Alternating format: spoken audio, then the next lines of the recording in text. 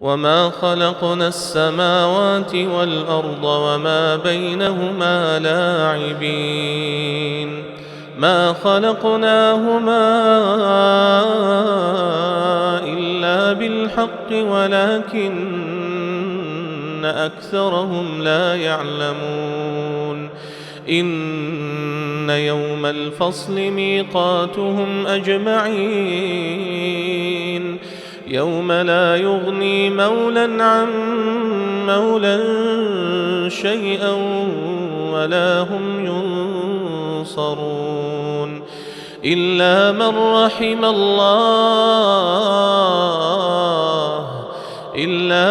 رحم الله إنه هو العزيز الرحيم إن شجرة الزقوم طعام الأثيم كالمهل يغلي في البطون كغلي الحميم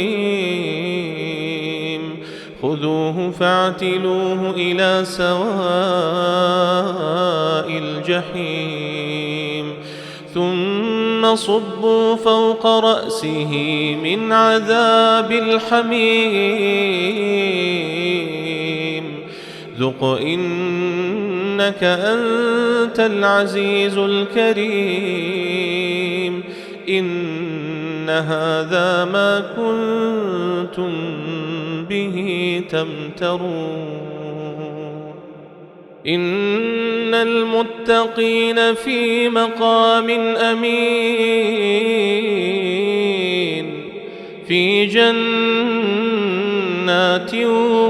وعيون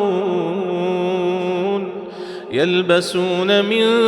سندس وإستبرق متقابلين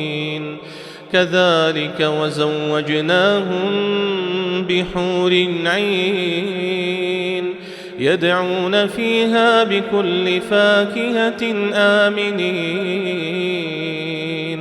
لا يذوقون فيها الموت إلا الموتة الأولى ووقاهم عذاب الجحيم فضلا من ربك ذلك هو الفوز العظيم